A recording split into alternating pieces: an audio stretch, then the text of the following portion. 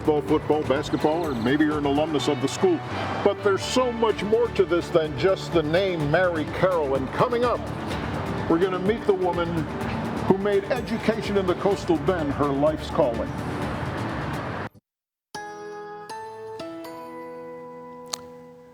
Well, good evening, folks. Meteorologist Bill Alexander, and you're taking a look from the Snoopy Cam looking west-southwest across Laguna Madre. It's a gorgeous evening out there. Still 79 degrees with that north-northwest wind right now. It's 15 miles an hour. But take a look at that. 1,700ths of an inch of rain right there at the Naval Air Station. However, a lot of other folks got a lot more in a narrow band from basically Shoreline Drive, where we had that heavy rain, and then right on across a narrow path through the area just east of Rockport and then into the offshore waters. Unfortunately, the rest of us didn't get much rain. I'm over on the east side of town. I got 500ths of an inch. Oh well. Now, this evening, we are looking at temperatures generally in the 50s and 60s over most of the state. Still quite warm in deep south and southwest Texas, where temperatures are hovering in the 80s. That's basically along the middle Rio Grande Plains into deep south Texas. We're looking at the 70s here, with the exception of Beeville sitting at 69 degrees. Now, overnight, because of the partly cloudy skies and very light winds, we're going to run right on down to saturation, 100% humidity, and fog. A lot of it in the inland areas as the mercury gets down to the lower 60s. It's going to be widespread with visibilities way on down. So be aware of that. Your morning rush hour could have visibilities near zero for a couple of hours in these inland areas. Note the winds, very light, and with partly cloudy skies and saturated air, that's what's going to happen.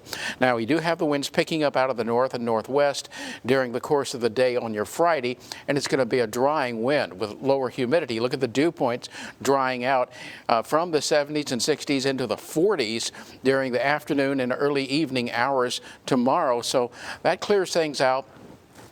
But the air is going to be dry enough to where you're not going to have a fog issue as you move on through the weekend.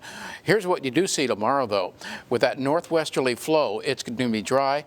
You're going to see sunny skies. It's going to really heat up, and you're going to be in the middle to upper 80s tomorrow afternoon with that northwesterly breeze. Now, what you do see is that wind translating into the coastal waters, a northwest wind at 10 to 20 knots, and that's going to make for slightly choppy to occasionally choppy bays and 3 to 6 foot seas. So, with all that in mind, here's what we're looking at.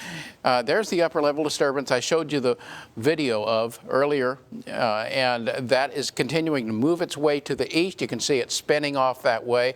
Little trough develops behind it, and this is what clears out the moisture to the north and west of that, very low humidity, and behind it, a cold front. It's not a big cold front, but it's enough to knock our temperatures down a few degrees for your Saturday as well. So here's what we're seeing. The disturbance that brought the storms moves out quickly, and then by Sunday, an approaching storm, which is very complicated and pretty interesting actually, is going to give us strong winds from the east-southeast both Sunday and Monday, gusting over 35 miles an hour. Unfortunately, the associated cold front is going to make a quick run through here and produce virtually no rain.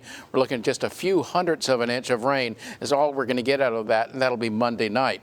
But tonight, down into the lower 60s, watch for the fog around daybreak. A nice weekend, but watch for the wind Sunday and Monday, and that chance of rain for Monday night. I'm Andy Lascano, and we are inside the campus of the old Mary Carroll High School. You know, this place was built in '57, named after a woman who went on to make history in CCISD in more ways than one. Mary Carroll was born August 6, 1883 in Corpus Christi. Her father was a carpenter who designed and built St. Patrick's Cathedral on Carancua in 1880. The family moved to Monterrey, Mexico in 1888, where young Mary became fluent in Spanish. The family returned to Corpus Christi a year later, and when she was just 16 years old, Mary Carroll began teaching Spanish in surrounding rural schools, and she was so good that 2 years later, CCISD hired her at the age of 18 to teach Spanish. When Corpus Christi High School principal Moses Menger died in 1920, the school board asked Mary Carroll to take his place. And after just a year as principal, she was offered the job as superintendent of schools. She accepted and became the first and to date only woman ever to hold the position. During her administration, Mary Carroll oversaw massive growth and the construction of a new high school in 1929.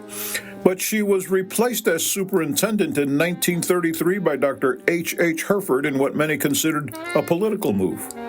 Miss Carroll earned her master's degree from the University of Texas in 1934 and taught another 10 years in the Rio Grande Valley before retiring and returning to Corpus Christi.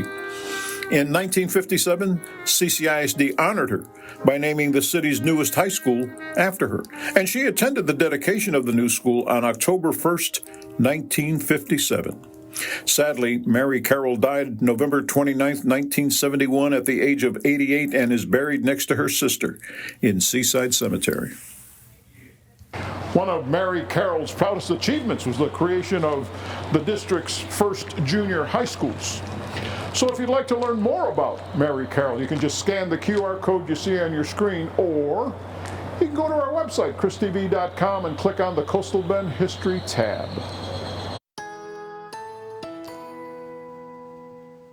All right, one more look outside, folks, and we're going to drop down through the 70s and into the lower 60s by daybreak. But around this 4 to 5 hour time frame, a lot of inland fog, so be aware of that for your morning rush hour. But a big warm up as